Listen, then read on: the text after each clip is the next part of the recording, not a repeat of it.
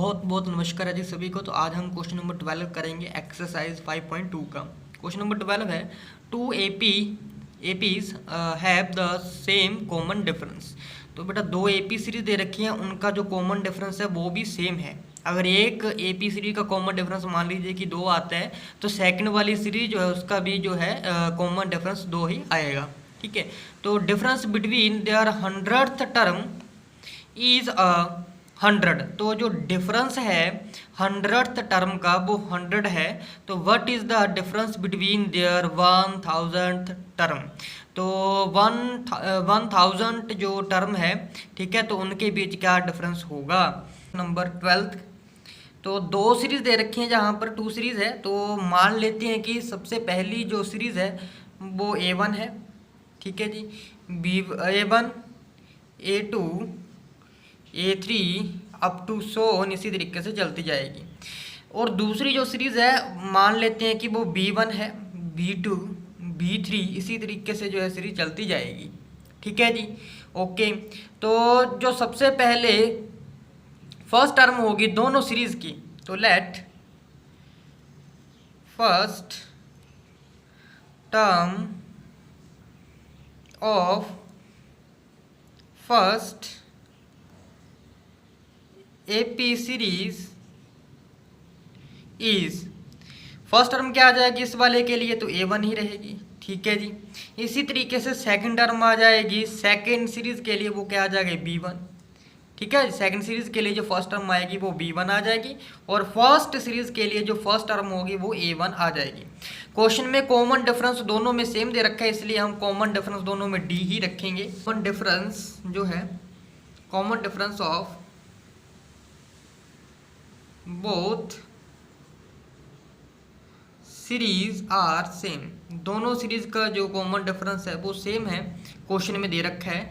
तो क्या लिख देंगे हम, common difference is equal to D ही मान लेंगे। अकॉर्डिंग टू क्वेश्चन तो कह रहा है कि जो 100th टर्म का जो डिफरेंस है दोनों सीरीज में वो 100 आता है। मतलब अगर पहले वाली सीरीज जो है उसका 100 टर्म होगी, ठीक है, उसमें से अगर हम माइनस कर दे B100th सेकंड वाली सीरीज किया, तो आंसर हमारे पास 100 ही आता है। इस तरीके से क्वेश्चन कह रहे हैं। अब थोड़ा सॉल्व कर लेते हैं। A100 कैसे जो है टर्म लिखेंगे हम, अगर हम A में 99D ऐड कर दे माइनस, अब B100 कैसे होता है, अगर हम A में 99D ऐड कर दे से किसके बराबर आ जाएगा, 100 के बराबर आ जाएगा जी। ब्रैकेट ओपन कर लेते हैं, तो A plus 99D plus minus का माइनस प्लस माइनस का माइनस ही हो जाएगा, तो ये माइनस A आ जाएगा और माइनस के 99D आ जाएगा। किसके बराबर हो जाएगा जी, 100D के बराबर। तो आप यहाँ से साफ साफ देख सकते हो। अच्छा बेटा यहाँ पर सॉरी B है, ठीक है जी।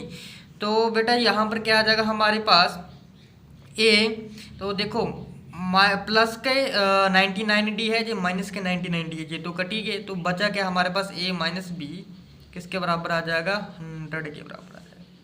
इसके बराबर रहेगा बेटा 100 के बराबर आ जाएगा। 1000th वाली टर्म है उसका भी डिफरेंस निकाल लेना है, तो वो कितना आएगा वो हम कैलकुलेट कर लेंगे। तो सबसे पहले A पहले वाली सीरीज की जो 1000th टर्म है उसमें से माइनस करेंगे सेकंड वाली सीरीज की 1000th टर्म। ठीक है जी, तो अब हम इसे कैसे लिख सकते हैं, तो A 1000 टर्म कैसे लिखेंगे, अगर A में हम ऐड कर दें 99D को, माइनस B 1000 कैसे लिखेंगे, अगर हम B में ऐड कर दें क्या बेटा 999D। ठीक है जी, ओके।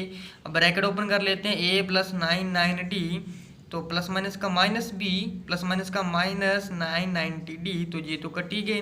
तो क्या आ गया हमारे पास A माइनस B।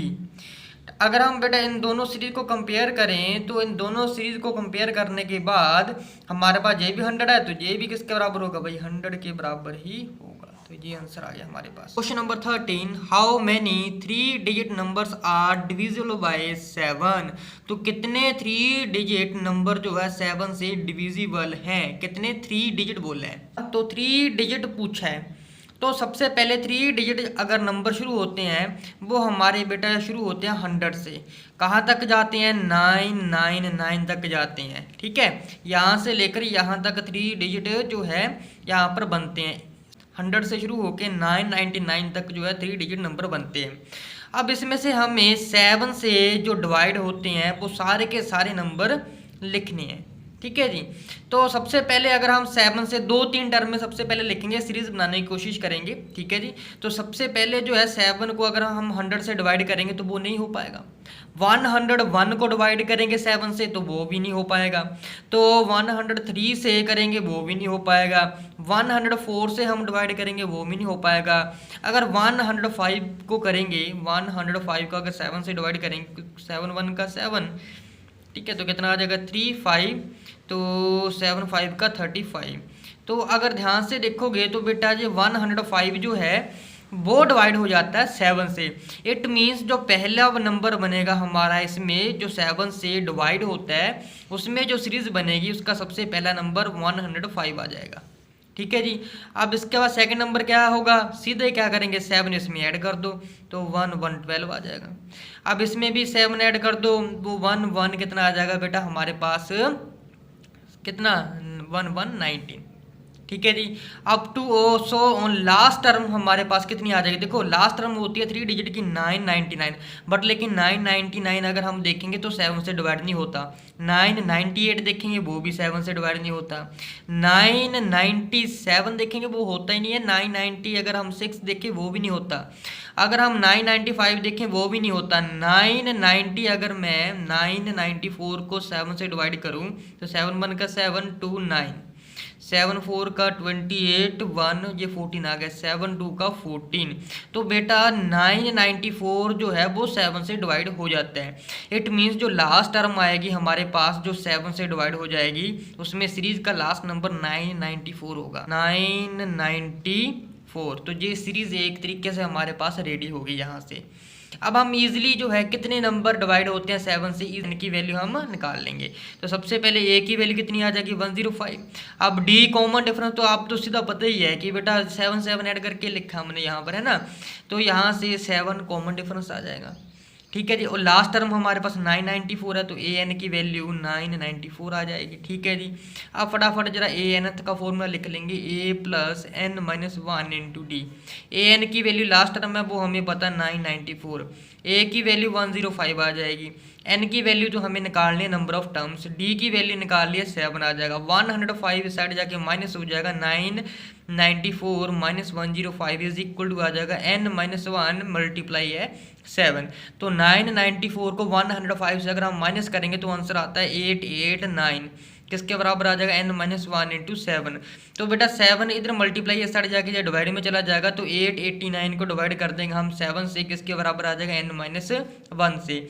तो बेटा j 889 7 से डिवाइड होके 127 बना देता है, तो 127 इज इक्वल टू आ जाएगा n माइनस 1 के। अब j माइनस 1 इस साइड जाके 127 में ऐड हो जाएगा तो n की वैल्यू क्या हो जाएगी 128। तो टोटल जो टर्म है 3 डिजिट वाली, ठीक है, वो नंबर हमारे पास टोटल 128 आएंगे जो 7 से डिवाइड हो जाते हैं। क्वेश्चन नंबर 14 आ जाएगा, how many multiples of 4 lies between 10 and 250।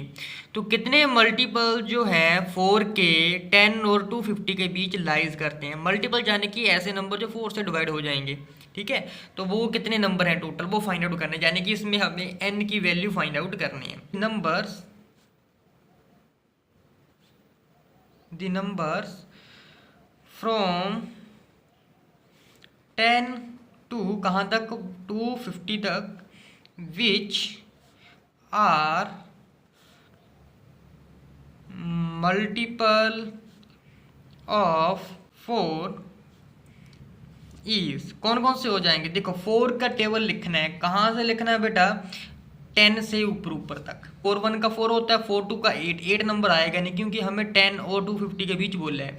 तो 4 3 का कितना होता है 12, हम 12 से शुरू कर देंगे, 4 3 का 12, ठीक है जी। उसके बाद 4 4 का 16, 4 5 का कितना हो जाता है 20। इसी तरीके से लास्ट टर्म आ जाएगी 250 है, तो 250 से पहले जो हमारे पास जो नंबर आता है जो 4 से डिविजिबल है 248 होता है। अब हमें यहाँ से एक सीरीज बन के रेडी हो गया 12 16 20, लास्ट टर्म आ गई इसकी 248। अब हमें ए की वैल्यू पता है 12 आ जाएगा, डी की वैल्यू अब हमें पता ही है कि ये 4 का ही मल्टीपल है, 4 4 ही ऐड हो रही है इसमें, तो डी की वैल्यू 4 ही आ जाएगी। लास्ट टर्म पता है ए एन की वैल्यू कितना 248 है, तो फटाफट ए एन का फॉर्मूला लगा लेंगे, A plus N minus one into D. A N की जो वैल्यू है वो 248 है, ए की वैल्यू 12 है, प्लस एन की वैल्यू निकालनी है, एज इट इज लिख लेंगे, डी की वैल्यू 4 है। तो 12 फर्स्ट इधर जाके हमारे पास माइनस हो जाएगा, 248 में से 12 माइनस कर देंगे, बराबर आ जाएगा बेटा n माइनस वन इंटू 4। 248 में से अगर हम 12 माइनस करते हैं तो आंसर हमारे पास 236 आ जाता है। ठीक है, इसके बराबर आ जाएगा n माइनस 4 मल्टीप्लाई बाय 4। अब 4 यहाँ पर क्या है, मल्टीप्लाई इस साइड जाके डिवाइड में हो जाएगा, 236 divided by 4 is equal to n minus 1। अब 236 को 4 से अगर हम डिवाइड करते हैं तो आंसर हमारे पास आ जाता है बेटा 59। तो 59 इज इक्वल टू होता है n माइनस 1 के, और ये माइनस 1 साइड जाके 59 में ऐड हो जाएगा, n की वैल्यू आ जाएगी 60। तो टोटल जो है 60 टर्म आती हैं 10 और 250 के बीच, जो कि मल्टीपल है किसके, 4 की। ठीक है जी।